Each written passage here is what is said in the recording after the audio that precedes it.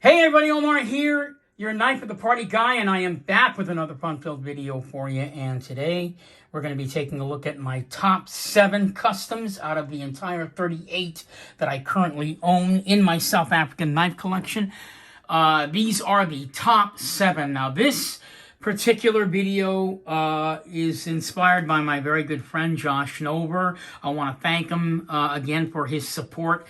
He kind of helps me continue to want to do these videos, so I kind of appreciate that. It's always nice to have a champion guy in your corner.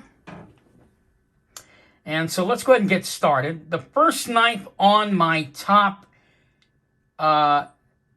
7 list is John Arnold. Now, John Arnold, a lot of you guys don't know this, but he is a retired architect in South Africa who eventually retired and decided to start knife making.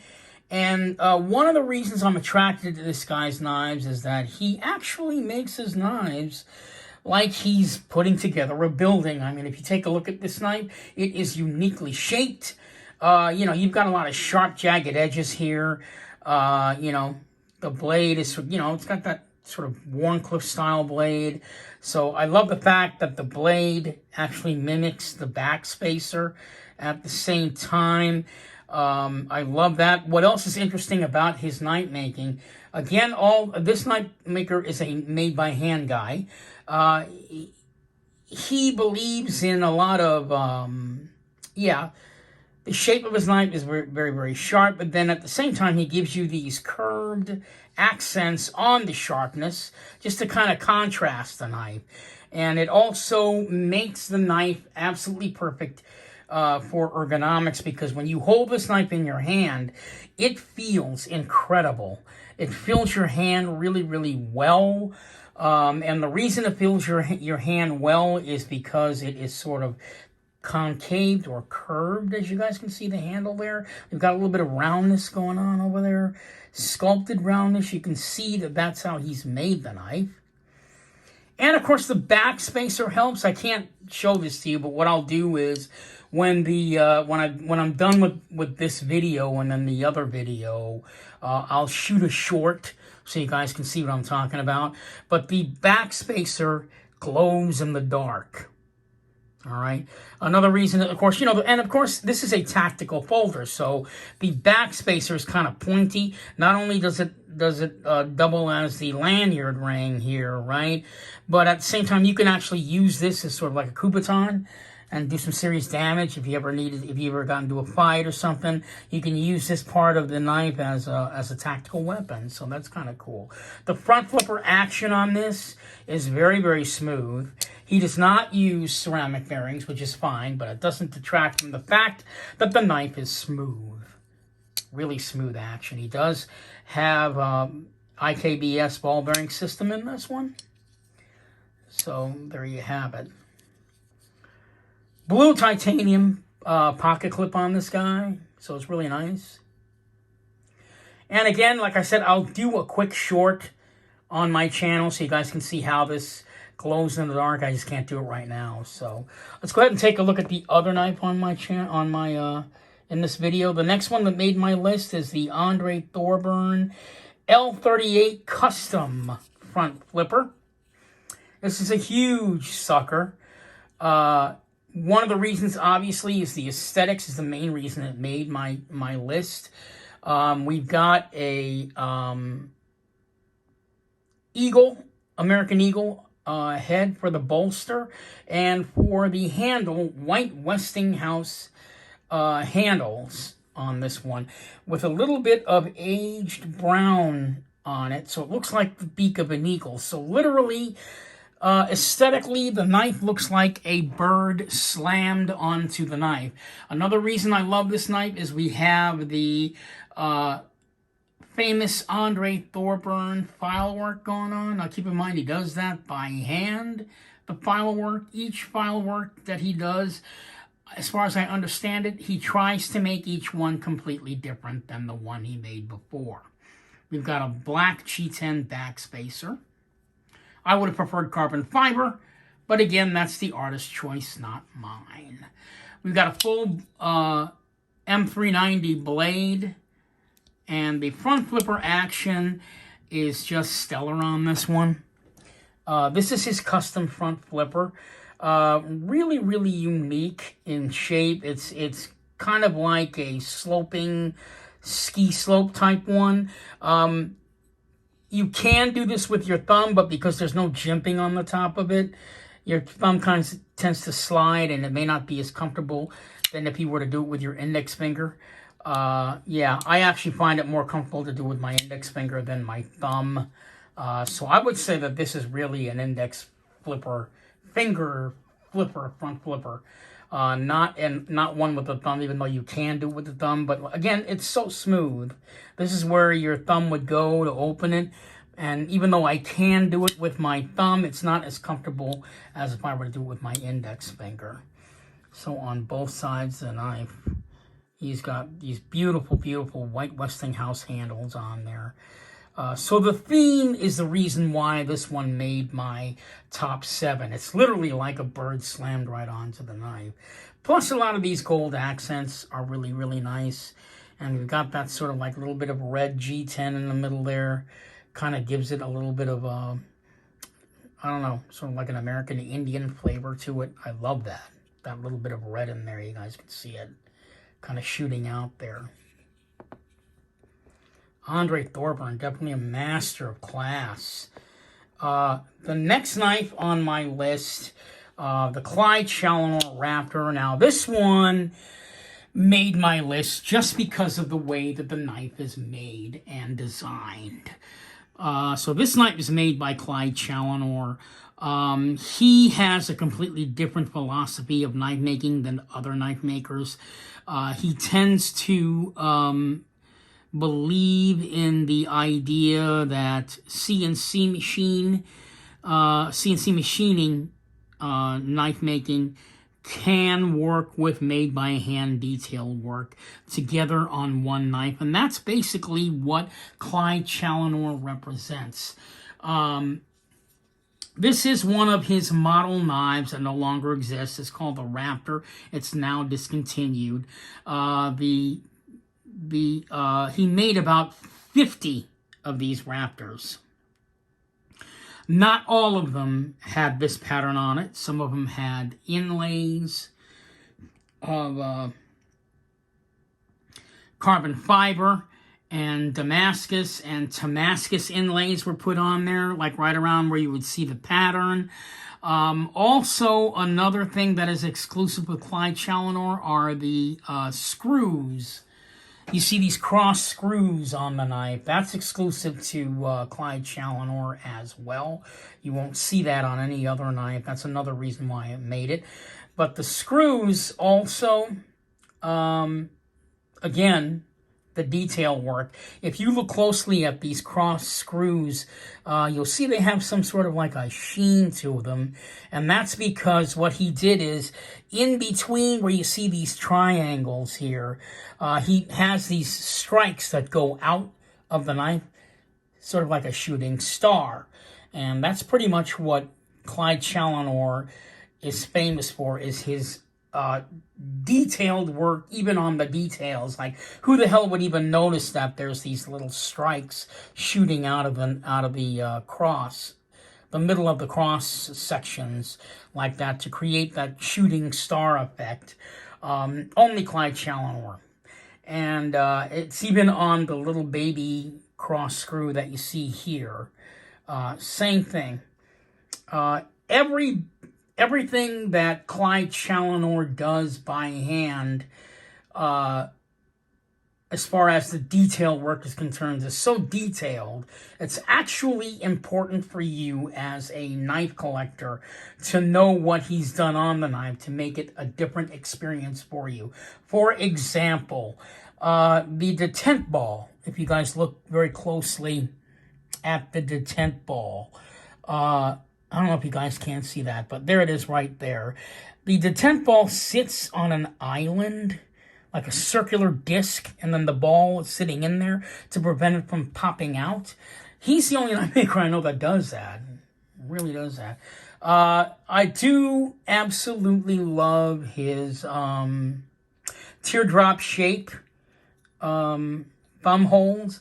At first glance, they look quite uncomfortable, but you have to actually learn how to flip the knife using it, and it's just straight up, because the skin of my finger just easily fits in the middle there, and it doesn't even hurt, and I can just sort of go straight up, and it pops right out. A lot of guys, when they first buy this knife, they try and do it with their thumb, trying to stick their thumb inside the hole and then pushing it out. That works also, but it's also a little bit painful on the thumb.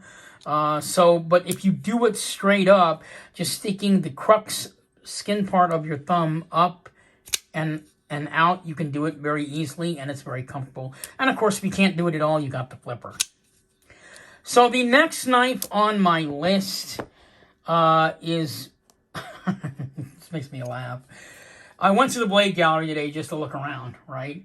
And I was taking a look at the other knives made by Andre Thorburn and Andre Van Heerden. They're a team that make this series of knives. For the longest time, I thought that the name of these knives were called A2, because there's the letter A and then there's the 2. And it's not. It's not called A2. It's called A square. Well, you know, I didn't know that, and I'm pretty sure there's a lot of people out there that own an A2 knife, that's what I used to call it, or own an A square knife and didn't know it was called A square and been calling it A2. So, but yeah, the name of the knife series is called A square. So it's the Andre Van Heerden, Andre Thorburn A square series knives. And one of the reasons that this one made my list is very simple. The fat blue carbon fiber on it. That's one of the main reasons why it made my list. Also, the other reason that it made my list is the way that the knife is designed. The fact that it's designed by 2 people. When I mean designed by 2 people, I literally mean designed by 2 people. It's a 50-50 design. They both came up with this design together on all the knives, all the A square series knives. They both work on the design together as far as building the knife. Andre Thorburn is the one that designs and creates the carbon fiber handles on these knives. And he also does the backspacer. It's Andre Thorburn that's responsible for literally putting the knife together. So what happens is Andre creates the scales and sends them off to Andre Thorburn to finish it. Andre Thorburn does the grinding of the blade, the shaping of the blade, and the putting together of the knife, but they both design the knife together. So there you go. This one is called the A11 Series. And yeah, the action on it is absolutely stellar with the ceramic ball bearings on here, making it just an absolute spectacular piece. It's always kind of nice to see what it looks like when 2 people come together to make a knife. So this is actually more of a, it's sort of, and again, what I like about this knife is that it's a 50-50 type of knife in a sense that it is a custom knife, but it's got all of the advantages of being a production knife. You don't see too much flash on it. You just see, like, the scales look awesome, and that's it. You're not going to get, like, anything else extra on it. So it makes it more like a production knife, even though it's really a custom, so I like that. The next knife to make my list is a Rucus Vulneris. This one made the list because it's my very first full dress piece that I ever owned, and what a dress piece it is with the Damascus blade on it. And then we've got the blue Damascus bolsters. So this is what you would call a pivotless knife, where there is no pivot, like you see here. This is a pivotless knife, so is the Thorburn. You don't see the pivots on there, they're hidden. So in case what they do is they replace it with an artful looking bolster. And it does look a lot classier when you don't see the pivots. So that alone made my list for that particular reason. Plus the marble carbon fiber on this guy really shines like crazy. I absolutely love that. I just love it. The file work on the back is like makes you pretty much speechless because it's rope file work. That's very, very intricate. And that is also done by hand. By Rucus himself from start to finish. And then we've also got a gorgeous, gorgeous Damascus backspacer. I don't know how many times I've carried this, and it just kind of blows my mind every time it's in my pocket. It's just a great, great piece. The next one to make my list, pretty much for the same reason, except that it's not a full dress piece. This one is your liner lock Lex K with blue Damascus bolsters, and we've got this gorgeous marble carbon fiber again, which I absolutely love. Who doesn't love shredded marble carbon fiber? It's just absolutely beautiful every time. And then, of course, the star of the show is that pocket clip. I don't have too many Damascus pocket clips in my collection. Would love to have some more. But this one right now, I think, is probably the only one that I have, not counting my Benchmade, which I had made by Adam Purvis, who made that one for me. But this one is just gorgeous. Gorgeous. It just kind of pops out blue with the occasional purple. I love that. We've got a gorgeous spear point blade on it. And again, the action is just absolutely stellar on this. Trevor Berger Lex K liner lock. That one definitely had to make my list of top 7. The final knife in my collection. There was no way we were not going to see this one. This one is the Deshorn large ball release, and it's also the most expensive knife in my entire collection. Yeah. I don't want to tell you the table price. You guys could probably look it up on the Deshorn website, what something like this would cost you. But yeah, it's ridiculous, the price. But, you know, I'm a knife nut, so I had to have this one, and I'm so happy that I got it. The main reason is this is now, again, a full dress piece. That's one reason why I made my list. Second reason is it's made by Deshorn, right? How much more of a reason is that? He's like the legendary knife maker. This guy was making knives before anybody else on this table was making knives. So you got to keep that in mind, and he's still doing it. The guy's, I believe he's now 73 years old. He's in a lot of ways. It's kind of fun to say this, but let me move these over just a touch. Kind of get... It's kind of interesting to say this, but my beginning knife that I pulled out, John Arnold and Deshorn have similar backgrounds. This is a retired architect. Here on the end, we've got a retired dentist. So he's actually Dr. Deshorn. A lot of you guys probably didn't know that, but yeah, he used to be a full-time dentist, and he decided to retire and go into knife making. And from the way this knife looks, you guys can see he made an awesome decision. What we have on this knife is we've got golf textured zirconium bolsters. We've got the beautiful beautiful carbon fiber handles with this gloss sheen on it.